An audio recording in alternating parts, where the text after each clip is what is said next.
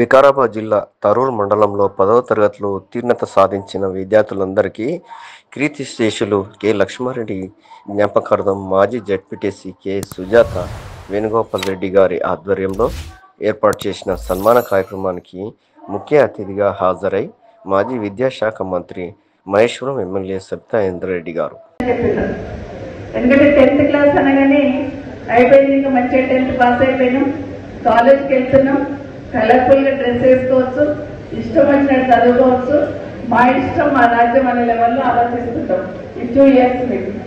కానీ నా రిక్వెస్ట్ ఏంటంటే వేరే చెప్పినట్టు ఒకటో మెట్టు రెండో మెట్టు అని కాదు, మీ లైఫ్కి టర్నింగ్ పాయింట్ ఏంటంటే ఇంటర్మీడియట్ మాత్రమే అవుతుంది. దయచేసి గుర్తుపెట్టుకోండి.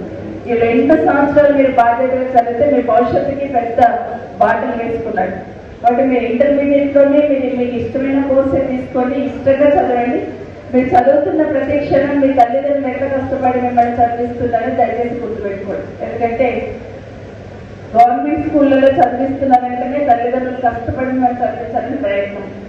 అందులో ఇప్పుడైతే అమ్మాయిలను కూడా బాగా చదివిస్తున్నారు తల్లిదండ్రులు, చదివించాలని తాపత్రయపడుతున్నారు. కాబట్టి మీరు బాగా కష్టపడి ఇంటర్మీడియట్లో ఇంకా మంచి మార్కులు సాధించి ఇదే ఫౌండేషన్ ఈరోజు లక్ష్మారెడ్డి గారి పేరు మీద ఇంటర్మీడియట్లో కూడా మంచి మార్కులు సాధించి పేరుతో ఇదే సత్కారం అందుకునే ప్రయత్నం మీరు అందరూ చేయాలని కోరుతా ఉన్నాను.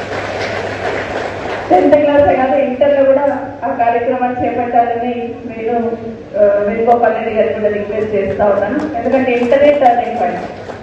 ఇంటర్లో ఈ 2 సంవత్సరాలు బాగా చదవగలిగితే, ఎందుకంటే 2 సంవత్సరాలే పిల్లలు కూడా బాగా వాదిస్తుంటారు, పేరెంట్స్తో వాదిస్తారు, ఫ్రెండ్ సర్కిల్ మారుతుంటుంది. విజయ్ కుమార్ చెప్పినట్టు ఫ్రెండ్ సర్కిల్ మారుతుంటుంది, ఆలోచనలు మారుతూ ఉంటాయి. కాబట్టి 2 సంవత్సరాలు జాగ్రత్తగా చదువుకోగలిగితే ఖచ్చితంగా భవిష్యత్తు బంగారు పాట అవుతుంది. కాబట్టి మీరు అందరూ కూడా బాగా చదువుకోవాలని మీకు అందరికీ ఆల్ ది బెస్ట్. ఇంతకుముందు అమ్మాయి మాట్లాడేది స్వప్నప్రియనా, ఏం పేరేమో స్వప్నన్న, మీ సిస్టర్ పేరు ప్రసన్న. సో అమ్మాయి మాట్లాడుతూ 9th క్లాస్ అనగానే అదే 10th క్లాస్, ఇప్పుడు 10th క్లాస్ అనగానే అదేంటంటే మా అక్క భయపడుతుంది, అందుకే నేను మాట్లాడుతున్నాను. భయం అని కాదు, కానీ బయటికి వెళ్తున్నప్పుడు డెఫినెట్గా మీకు కొంత మొహమాటం వేయం అనేది కొంత వస్తూ ఉంటుంది స్కూల్ నుండి దాటిపోయిన తర్వాత. కానీ ఈ 2 సంవత్సరాలు మీరు బాగా చదువుకొని అందరితో షేర్ చేసుకొని, ఇంతకుముందు సరిగ్గా చెప్పారు, గ్రూప్ డిస్కషన్ చేసుకొని షేర్ చేసుకోగలిగితే తప్పకుండా ఉపయోగపడుతుంది. ఒకటి. రెండవది, ఈరోజు ఇంటర్లోకి వెళ్ళగానే కొన్ని ఇబ్బందులు ఎదుర్కొంటూ ఉంటారు పిల్లలు. పేరెంట్స్కి కూడా ముఖ్యంగా తల్లిదండ్రులకు నా విజ్ఞప్తి ఏంటంటే 10th క్లాస్ వరకు ఎట్లయితే మీరు కాపాడుకునే ప్రయత్నం చేస్తారో, బాగా చదువుకోవాలని తాపత్రయపడతారు, ఇంటర్మీడియట్లోనే మీరు ఎక్కువ అటెన్షన్ ఇవ్వాలి. ఎందుకంటే ఇంటర్లోనే పిల్లలు ఎక్కువ ఇబ్బందులకు గురవుతూ ఉంటారు, కొన్ని షేర్ చేసుకోలేకపోతారు. ఒక్కొక్కసారి కాలేజీలో చదువుతున్న విషయాలను తీసుకొచ్చి మీకు చెప్తున్నప్పుడు ఉల్టా పిల్లల్ని మనం అమ్మాయిలనే తీస్తూ ఉంటాం. ఒక్కొక్కసారి ఇవే తప్పు చేస్తున్నామో, ఇవే ఇంకొకరికి ఏం జరుగుతుంది ఇబ్బంది అని అంటూ ఉంటాం. కానీ దయచేసి పిల్లలు చెప్పిన విషయాలను షేర్ చేసుకొని మీరు వాళ్ళకు అలాంటి ఇబ్బంది ఏదైనా ఉంటే భరోసా ఇవ్వడం ఫస్ట్ తల్లిదండ్రుల బాధ్యత. మీరు కూడా ఏం చేయాలంటే కాలేజ్ ఏదైనా ఇబ్బంది వచ్చినప్పుడు ధైర్యంగా తల్లిదండ్రులతో షేర్ చేసుకోండి. తల్లిదండ్రులుగా నేను అర్థం చేసుకున్న వాళ్ళు ఎవరు ఉంటారు, కాబట్టి తల్లిదండ్రులతో షేర్ చేసుకొని మిగతా ఏ విషయాలున్నా కూడా మీరు అడ్డంకు లేకుండా చూసుకునే ప్రయత్నం చేయాలని మీకు అందరికీ విజ్ఞప్తి చేస్తాను. అయితే ఈరోజు రాష్ట్రంలో కేసీఆర్ గారు 10 సంవత్సరాల పాలన చూస్తున్నాం. విద్యకు ఎంత పెద్ద పీట వేశారనేది నేను ప్రత్యేకంగా చెప్పక్కర్లేదు. గురుకులాలు లాంటి వ్యవస్థ తీసుకొచ్చి దాదాపుగా 1003 గురుకులాలు ఏర్పాటు చేసి, గురుకులాలు అంటే రెసిడెన్షియల్ స్కూల్స్ లాగా గురుకులాలు ఏర్పాటు చేసి మంచి చదువు అందించే ప్రయత్నం చేశారు. ఒక గురుకులాలలోనే ఒక 6 లక్షల మంది పిల్లలు చదువుతూ ఉన్నారు. ఈ గురుకులాలను అప్గ్రేడ్ చేసుకుంటూ పోయారు కేసీఆర్ గారు. 10th తర్వాత ఇంటర్మీడియట్, ఇంటర్ తర్వాత డిగ్రీ, డిగ్రీ తర్వాత పీజీతో పాటు లా కాలేజ్ కూడా అప్గ్రేడ్ చేసుకుంటూ పోయినారు. అంటే చదువుని ఖచ్చితంగా కేజీ టు పీజీ వరకు ఒకే దగ్గర చదువుకోవాలంటే పిల్లలకు ఇబ్బంది లేకుండా చేయాలనే ప్రయత్నంలో కేసీఆర్ గారు గురుకులాలు ఏర్పాటు చేశారు. ఇప్పటికే నడుస్తూ ఉంది. నేను అనుకుంటే ఒక వికారాబాద్ జిల్లాలోనే 31 గురుకులాలు ఏర్పాటు చేశారు లాస్ట్ 10 సంవత్సరాలు. చాలా కాలేజీలు కూడా అప్గ్రేడ్ చేసుకున్నాం. అన్నిటికన్నా ముఖ్యంగా మనందరికీ తెలుసు, కేసీఆర్ గారు ఒకటే ఆలోచించేవారు, పేద బిడ్డలకి బాగా చదువు చెప్పాలంటే ముందు వాళ్ళకు మంచి సౌకర్యాలు కల్పించాలి. గవర్నమెంట్ స్కూల్స్లో కూడా మంచి ఇన్ఫ్రాస్ట్రక్చర్ ఇవ్వాలి అనే ఉద్దేశంతో మన ఊరు మన బడి కార్యక్రమాన్ని తీసుకున్నాం. వీటన్నిటితో పాటు కరోనా వచ్చినప్పుడు కూడా ఆన్లైన్ క్లాసెస్ బాగా చెప్పాలి. ముఖ్యంగా గవర్నమెంట్ స్కూల్లో ఉన్న పిల్లలకి ఎక్కడ కూడా లోటు రావద్దనే ఆలోచనతో కేసీఆర్ గారు కొన్ని నిర్ణయాలు తీసుకున్నారు. కానీ 8-9 నెలల్లో చూస్తూ ఉంటే అసలు విద్య పట్ల ఈ ప్రభుత్వము చిన్న చూపు చూస్తుందని ఒకసారి అనిపిస్తూ ఉంటుంది. ఎందుకంటే ఎన్నికల కన్నా ముందు ఎంతో మప్పు పెట్టే ప్రయత్నం చేశారు. ఏం చెప్పారు? ఎలక్షన్ కన్నా ముందర 6000 స్కూల్ కేసీఆర్ మూసేసిందని చెప్పారు. అదే 6000 స్కూల్ ఎక్కడున్నాయి బాబు లిస్ట్ ఏంటంటే మాత్రం మాట్లాడారు. కానీ 6000 స్కూల్ కేసీఆర్ మూసేసిండు. మేము రాగానే 6000 స్కూల్ ఓపెన్ చేస్తామన్నారు. ఇప్పటి వరకు ఒక్క స్కూల్ ఓపెన్ చేశారు. ఒక్క వికారాబాదే తీసుకున్నాం.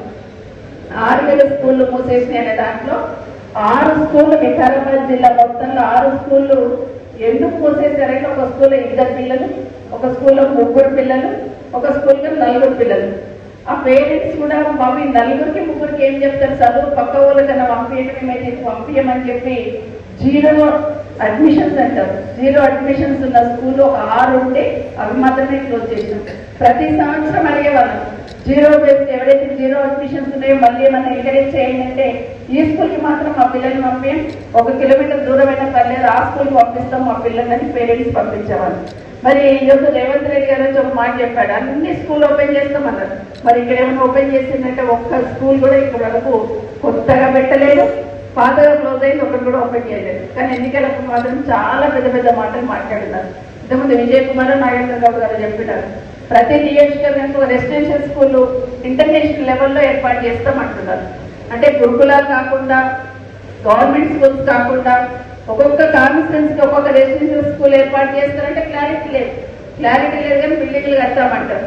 క్లారిటీ ఎవరిని అడగాలంటే అర్థమైతలేదు. ముఖ్యమంత్రి ఒకటి మాట్లాడితే మంత్రులు ఒకటి మాట్లాడుతుంటారు, మంత్రులు ఒకటి మాట్లాడితే అధికారులు ఒకటి మాట్లాడుతుంటారు. అంటే ఒకరికొకరి పొందన లేకుండా అసెంబ్లీని అడిగినా సమాధానం కాదు, బయట అడిగినా సమాధానం కాదు. ఎవరిని అడగాలి అంటే కూడా ఏం అర్థం కాని పరిస్థితుల్లోని ప్రభుత్వాన్ని రన్ చేస్తా ఉన్న విషయాన్ని ఇప్పటికీ కూడా అడుగుతున్నాం. మీరన్నా ఇంటర్నేషనల్ లెవెల్ స్కూల్లో ప్రతి నియోజకవర్గంలో పెడుతున్నప్పుడు కొత్తగా స్టార్ట్ చేస్తారా, పాత యాత్ర రన్ చేస్తారంటే ఇప్పటివరకు చెప్పారు. కానీ బిల్డింగ్లు అయితే కట్టేస్తారంట, ఫౌండేషన్ వేస్తారంట. దాని గురించి కూడా క్లారిటీ తీసుకునే ప్రయత్నం తప్పకుండా చేస్తాం. ఇంకొక మాట చెప్పారు, ఎలక్షన్ కన్నా ముందు ఇప్పుడు ఇక్కడ పిల్లలందరూ 10th క్లాస్ పాస్ అయ్యారు, ఇంటర్మీడియట్ లో పోతున్నారు. ఎలక్షన్ అప్పుడు ఏం చెప్పారు రేవంత్ రెడ్డి గారు వచ్చి 10th పాస్ కాగానే ఆ పిల్లలకు 10,000 వేస్తారట అకౌంట్ లో, ఇంటర్ పాస్ కాగానే 15,000 వేస్తారట, డిగ్రీ పాస్ కాగానే 20,000 వేస్తారు. మీరు ఏ స్కూల్లోనైనా ఏ కాలేజీలోనే జాయిన్ చేయండి, ఈ డబ్బులు మాత్రం కాంగ్రెస్ పార్టీ వేస్తుంది అన్నారు. నేను అడుగుతున్నా రేవంత్ రెడ్డి గారికి, 10th పాస్ అయిపోయారు పిల్లలు, ఇంటర్మీడియట్ లో జాయిన్ అయినారు, కాంగ్రెస్ పార్టీలో ఉన్న నాయకులందరినీ ప్రశ్నిస్తా ఉన్నాను. మరి ఇంటర్ పాస్ అయ్యారు, 10th పాస్ అయ్యారు, డిగ్రీ పాస్ అయ్యారు, పీజీ పాస్ అయితే ₹1,00,000 వేస్తామన్నారు. మరి ఎంతమంది పిల్లలకి వేసిందో అసలు కనీసం మీ దగ్గర లిస్ట్ ఉందా లేదా, ఎంతమంది పిల్లలు పాస్ అయ్యింది అనేది కనీసం వాళ్ళ లిస్ట్ కూడా ఉందో లేదా అని చెప్పి ప్రయత్నం కూడా చేయలేదు. కానీ మాట అయితే చెప్పేసినారు. మరి ఇక్కడ ఉన్న వీళ్ళందరికీ కూడా ప్రభుత్వం 10,000 పార్టీ కదా, ఖచ్చితంగా ఎప్పటికైనా ఇవ్వాల్సిందే కదా 10,000. మరి 10th పాస్ అయితే 10,000 ఇస్తామన్నారు, ఇవ్వాల్సిందే కదా. ఇవి మాట్లాడితే వీటికి సమాధానం చెప్పారు, దాన్ని డైవర్ట్ చేసే ప్రయత్నం చేస్తూ ఉంటారు. ఇంకో మాట ఏం చెప్పారు, ఉద్యోగాలు రాకపోతే 4,000 అకౌంట్లలో ఇస్తాం, ప్రతి నెల నిరుద్యోగ వృద్ధి ఇస్తామన్నారు. ఒక్కొక్క మాట చెప్పలేదు. అమ్మాయిలకైతే స్కూటీ ఇస్తాం, 18 అమ్మాయిలకు అందరికీ స్కూటీ ఇస్తాం ఫ్రీగా, రకరకాల మాటలు చెప్పి పంపబెట్టే ప్రయత్నం చేశారు.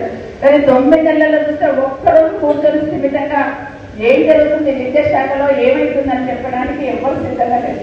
25,000 టీచర్ పోస్టులు నిలుస్తామన్నారు. తీరా ప్రభుత్వం అధికారంలోకి వచ్చినాక ఆ రోజు కేసీఆర్ గారు డిసైడ్ చేసిన 11,000 పోస్టులనే పెంచింది తప్పిస్తే మిగతా పోస్టులు అది అబద్ధం అనే విషయాన్ని వాళ్ళే చెప్పకనే చెప్పారు. 25,000 ఖాళీగా లేవు.